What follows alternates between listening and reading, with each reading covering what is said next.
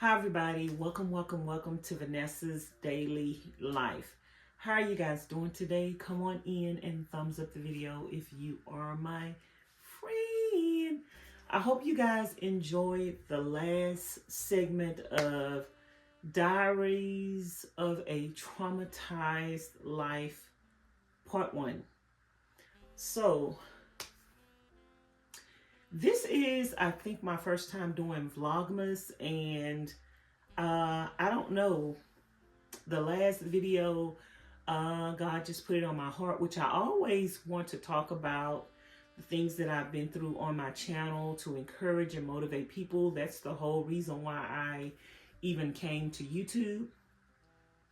And through me coming to YouTube, sharing my stories and on other social medias as well, it helped me to begin to heal. If you guys know that oftentimes in the African American community, um, there is not a strong belief on therapy, healing, even accountability and help. A lot of people who were traumatized as children never received help that they needed as children, or never even received the acknowledgement that they needed as children, that things happened to them. They couldn't, a lot of victims, myself including, could not even acknowledge when they were a child the things that had happened to them as a child. So a lot of the things that they are dealing with as an adult is because they weren't dealt with when they were when they were children, and they had to bring that into adulthood, and that traumatized you. You had trauma on top of trauma, with no healing, with no acknowledgement, and with no help. And so you basically are left with all of that to sit with it within yourself, to deal with within yourself, and to try to somehow have a happy and healthy life out of all that.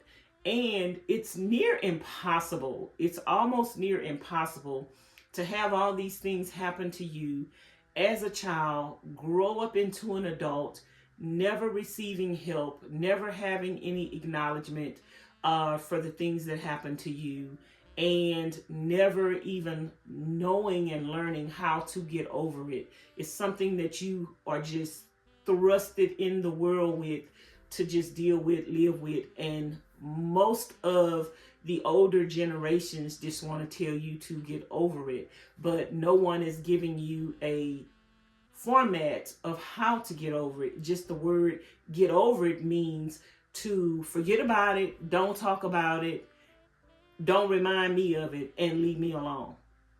That's pretty much what forget about it means. So I am here to talk about the story of a Christmas story of a little girl that was born in the hood, and she was born on Christmas Day, and that little girl was me. You know, I was born on Christmas Day. I was born in the hood, and these are accounts of what happened to me back in the day. And I'm saying all of this, if you don't get the message, or if you don't see the hope in the story, let me just help you from the beginning. All of this is to say that I am here, that I am a work in progress, that I have healed a lot from the things that I have been through. And those things do still hurt and impact, but as time goes on, you learn. As you get closer to God, He helps, He heals. And there were times in your life, and maybe times in your life, where you felt like that there was no hope, where you felt like that you wasn't going to make it through. And that definitely was me. in a lot of aspects of my life. That definitely was me as a child. Tired. You know, you can have the life beaten out of you as a child. Like, I didn't even have hope as a child. Like, somewhere, way, like, one of my favorite songs used to be, somewhere over the rainbow, way up high, there's a, I can't sing, land that I dreamt of, seen of, or heard of once in a lullaby. That song, like, that used to be my favorite movie, The Wizard of Oz. And that song meant so much to me. I always wished I could learn to sing that song. But that song meant so much to me, literally. Like, that song.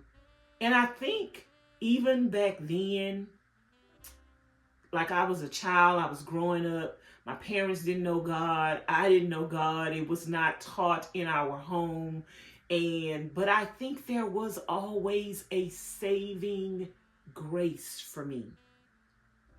And I think that saving grace was what I didn't know of as a child. That saving grace was God. And even in little things, like, I loved storytelling. I loved stories. I loved the old movies. I loved writing. And all of that was a glimmer of hope, even in my darkest days. Even though I had so much tragedy happening around me, there was still God giving rays of light that at that time, I didn't know those were rays of light. But those things helped me to make it through. And even watching The Wizard of Oz and hearing her say, somewhere over the rainbow. It was like somewhere over the rainbow, my mind began to drift over that rainbow and imagining something better than what I was experiencing. Imagining a life that was better than that. And I think those dreams and those daydreams and those songs helped me to make it through a lot of what was meant. In the last video, the video cut out because I had no more storage on the phone. But I was getting ready to say that the Bible says what the devil intended for evil, God will use it for your good.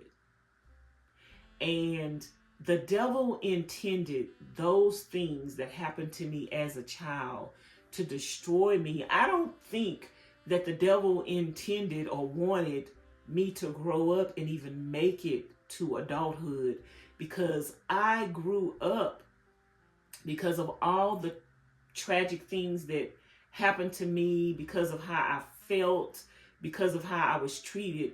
I grew up with a spirit of self-harm from probably early as the age of 10 all the way up till adulthood. I grew up with the spirit of self-harm and did not want to be here. But even as a child, that I grew up with that, and I thought about it all the time. I thought about it all the time. I wished I wasn't here all the time. I wished I wasn't born all the time. And I think I kind of even wished that I had the courage to do away with myself. And it was only the grace of God. And I keep saying it was only God, because I remember things encouraging me. I didn't know who God was. I didn't have a personal relationship with God. I wasn't taught truly who God was. I seen at a certain point in my life, I seen people going to church. I seen one of my grandmothers going to church, and she drug us to church. But that relationship with God, or her going to church and her making us go to church, made us, or made me, I'm just going to say this. I mean, and then I was a child. But you know how you might see God in someone and that makes you want what they have? It was just like a ritual, like my grandmother going to church to me on the outside looking in, and me as an adult now, it just was a ritual. It didn't seem like to me a personal relationship. And that's just what I gathered, what I remember. It seemed like a ritual, the whole church and everything. It just seemed like a ritual. You go to church, you give, you come home, you live the life that you wanted to live. You cuss, you fuss, you holler, you scream, you lie, you cheat, you commit adultery, and then you go back to church on Wednesday, you pray, you sing in the choir, you give, you come back home, you smoke cigarettes, you drink, you fight, you fuss, you go to choir practice on Thursday, you go to church on Friday night. It just, that's what I seen growing up. And I didn't know God, and I didn't see God.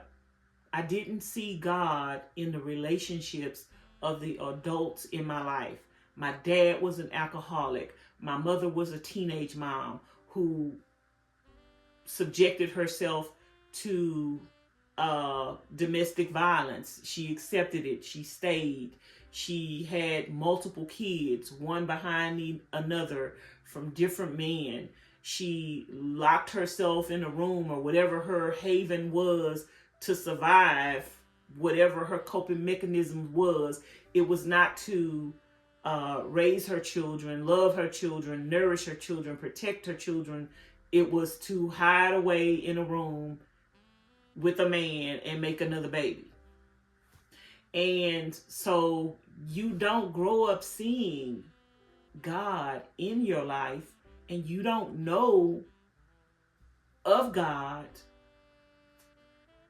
And so it's not until you get older that God introduces himself to you, and you either reject him or accept him. In many cases, you're rejecting him, and that's why you're going through the things that you're going through, because you don't know who he is, and you're rejecting him, and you keep going through things and hitting your head up against the wall until you finally come to a conclusion that maybe you need to give him a chance. And then once you give him a chance and you find out who he is, and then when you look at everything that you've been through in your life, and you even see the hand of God even when you were a child and you didn't know him. And that's for me. I see the hand of God even though I didn't know him, even though I wasn't taught who he was, even though he wasn't demonstrated to me who he was through the adults in my life. I now know the terrible and horrible things that happened to me. Even God giving me the strength, when I was growing up and I was being abused by the adults, my uncles and other people in the family, and one particular uncle used to physically hit me and beat me with his fists in my back multiple times, just with all his might. And I think he hit me more stronger every time because I took it and I wouldn't cry, or the more he hit me, the more stubborn it made me. Instead of giving in to what he was beating me to do, I would refuse to do it and just take the beating. I knew I was going to get beat anyway. So I would just take the beating and refuse to do it.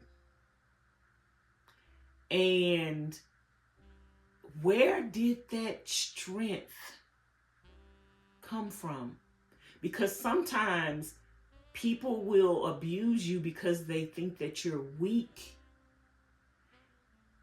And of course, I am the weaker vessel. I'm a child and he's an adult, or he's older than me, and he wants to abuse me because I'm the weaker vessel. But I didn't cave in to that abuse to accept being the weaker vessel, and I took the beatings and stood up to him. Where did that come from? A 5, a 6, a 7-year-old, 8-year-old child standing up to someone older than them who is physically slamming their fist into them as hard as they can. What child wouldn't cry? What child wouldn't give in and say, okay, what is it that you want me to do? I'll do it. But it was something giving me the strength to say, what you're doing to me is wrong, and I'm going to stand up to you. And you're going to beat me anyway, and you're going to hurt me anyway, and I might as well go out the way that I want to go out. And that's kind of how I kind of sort of looked at life.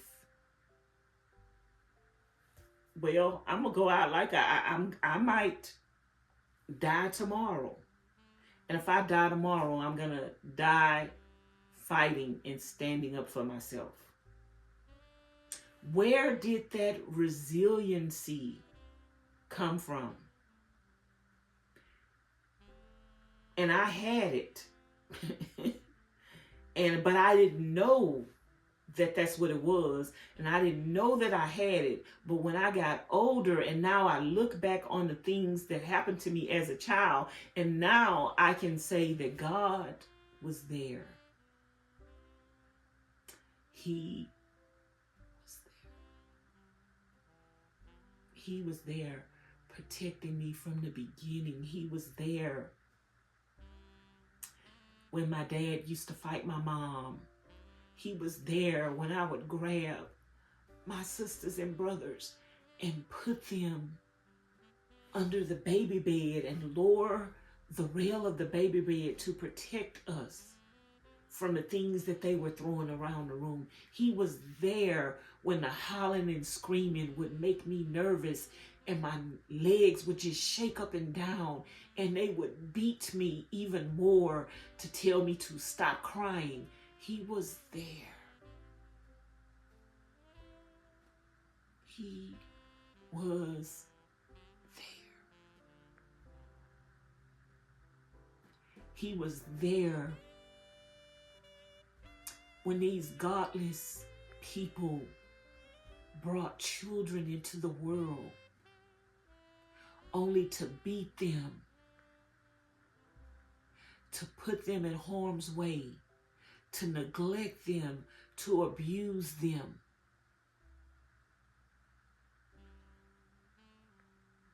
To leave them with people who they know abused them. And even though those people may have still abused you, he was still there. The gift that God has given me as a victim of so many things happening to me as a child is to still see that God was there. A lot of people who have went through things question God. God, where were you? God, why didn't you stop it? God, why did you allow them to do this? God, why? And they hate God and they blame God. But the beauty in my relationship with my Father, my Lord and Savior Jesus Christ, is that I see that He was there. Because even as a child, He strengthened me. It was going to happen to me regardless. Because this is a free world, free range. God let people choose their life, their path, their own actions, their own words, their own deeds.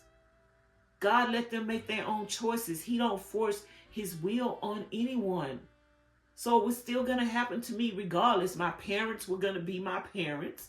They were going to live the life that they lived. They were going to drink, smoke, fight, fuss, cuss. They were going to have children out of wedlock. They were going to have children for multiple people. And my life was still going to be my life. The things that happened to me was still going to happen to me. Just because you're a child, God don't keep your mom from being your mom and your mom from being a sinner. God don't keep your dad from being your dad and keep your dad from being a sinner. Your God gives your parents a choice, and they choose sin, and they choose disobedience. And because of their sins and because of their choices, their children will pay and be affected by their choices. I was going to go through what I was going to go through because God gave my parents a choice to choose holiness, to choose righteousness, or to live in sin. They chose. And because of their choices, we paid. But this is where the good part comes in.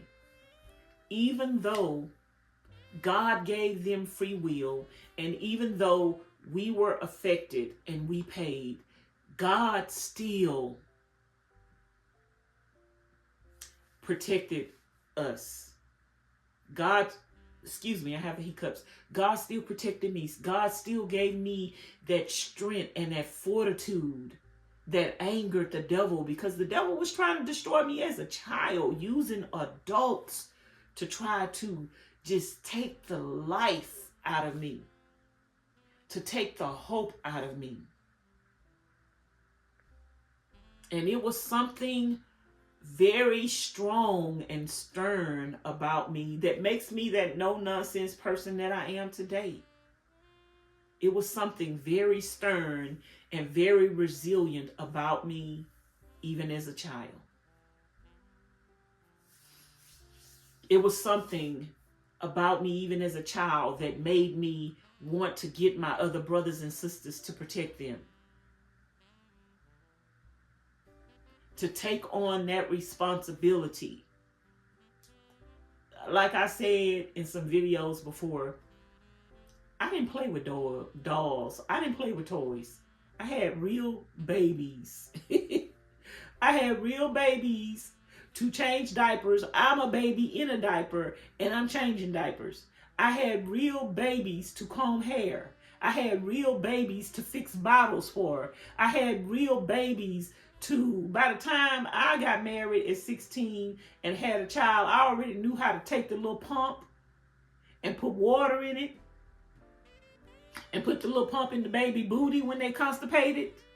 I already knew how to do that.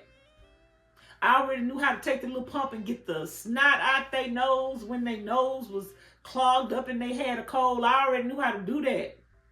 Girl, I already knew how to take a little olive oil and put it on a spoon and warm it up a little bit and test it and make sure it's not too hot. Put your finger in and make sure it's not too hot and pour it in their ear when they had an earache or when they had wax up in their ear or something. Girl, I already know how to do that.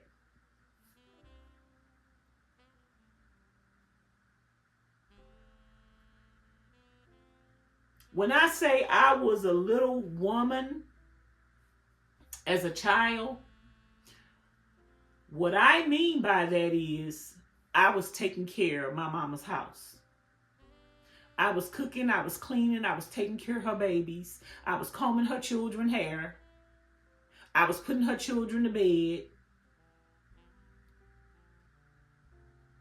She was nowhere to be found. She was off making another baby.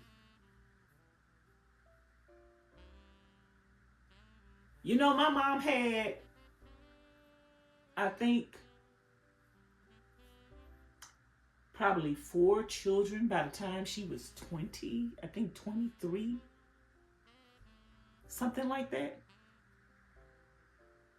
She had 6 children. I don't even think she was in her 30s.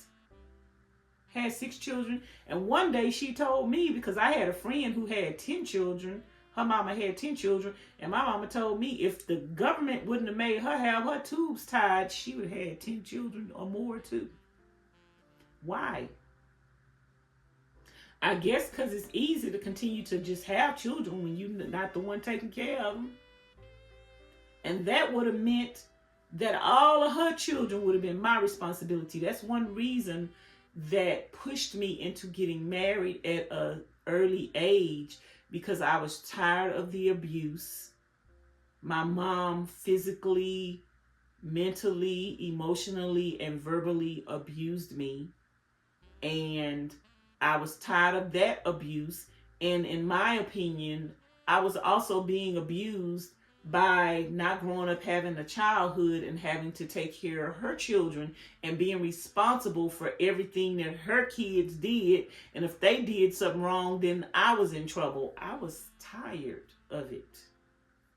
And so that pretty much forced me into a relationship while I'm still a child to get out of a house that was abusive, thinking that I'm in love and thinking that somebody would love me, and end up getting into a situation where I end up getting into a domestic violence situation where that was very life-threatening as well, running from bad to worse. And that's the pressure that parents put some of their children through, who are the oldest children, by putting all of their responsibility on that older child and holding that older child accountable when you're not even accountable as an adult for the life that you brought into the world. You're not even accountable, but what you want to whoop and beat another child that you brought into the world, that you're supposed to be taking care of and nourishing. You want to whoop and beat them to be responsible for your responsibilities. I got tired of that. And I think, like, because I had so much responsibility as a child, I think my mindset also was an adult mentality, because the same thing that I'm saying now, I would actually think like that. I would think like, why should I have to take care of her kids and she the one laying up having them? Why is she fussing at me and beating me and then that makes you feel more unloved because you're not getting the love that you need, but this person beats you and holds you accountable for nourishing, cuddling, feeding, combing, and taking care of their children, but they're beating you and not giving you love and affection, but they want you to love and give love and affection and nourishment to their kids. So it's like you're being beat to do something that they're not even capable of doing themselves. And I think that kind of made me more defiant and kind of made me just, I don't know, it kind of made me feel like, and this is how I really truly felt at 16, it kind of made me feel like, why is she laying up having all these children and babies and it's my responsibility? I just need to go and get married and have my own kids so I could take care of my own kids instead of taking care of your kids. I don't want to take care of your kids, but since my life is going to be about taking care of babies, maybe I need to have my own child. So that is just an explanation of part 1, you guys. I will continue part 1 in the next video. I think I'm going to go to bed right now. And I will have to film part 2 at a later date. Thank you guys so much for watching. Let me know if these videos are helpful to you at all. Let me know if you've been through similar situations. And let me know if these videos are helping you to see that God was there with you. Maybe at the time when you were growing up and you were a child, you didn't know God, you didn't know who He was, and you didn't even know that He was protecting you, and you didn't even think about it that way even after you got grown, that God was protecting you, because maybe you feel like if He was protecting you, He wouldn't have allowed it to happen. But like I say, I truly realized that God was there. Like He was there. He was that little glimmer, the little voices that I had talking to me, just making me want something different. Because what made me not want to be like my mom? What made me at a young age say, I don't want to have a whole bunch of kids? What made me say, I don't want to have children out of wedlock? What made me say, I will not let my husband hit on me and beat on me, and if he does, I'm leaving and I'm never coming back? What made me say that? Yes, my husband beat me, but baby, he got away with it while I took it. But I told him, if you ever hit me again, I have to leave again, I will never come back. I took it. But when I left, I never came back. And that man wanted me until the day he died. He wanted me back. And I wouldn't go back to that abuse, because I gave you an opportunity to stop over and over and over again. You were victimizing me. You were victimizing your own child. That's not, I don't want to have a child grow up with that trauma and drama. And that's all you had to offer. And guess what? I seen my dad in you, and I didn't like who he was as a man. So why would I subject myself to that? But where did that come from for a young girl who grew up seeing that to say, I don't want that to be my life, and stand on it and mean business? I took it when I took it. I took it for 2 years. My mama took it for years. I took it for 2 years, praying, fasting, and talking to God and telling God, when you tell me to leave, I'm leaving. And the day that I left, I had a knife to my throat. And guess what? I left and I never went back. Where did that come from? Where did that strength to say, I'm a teenager with a child, but I'm not going back. It's going to be hard, but I'm not going back. Where did that come from? That came from God. It came from God. I cannot take credit. It came from God. He was there. Yes, he was. He was there. That's why I see God in everything. I see God in everything. I see God even in the attacks from Satan. I see God in allowing the devil to use certain people to try to hurt you. But I see God in not letting nothing that they do, even if they think they've accomplished something, God has bigger and better plans. I see God still rising me above everything that the devil has tried to do to harm me and hurt me.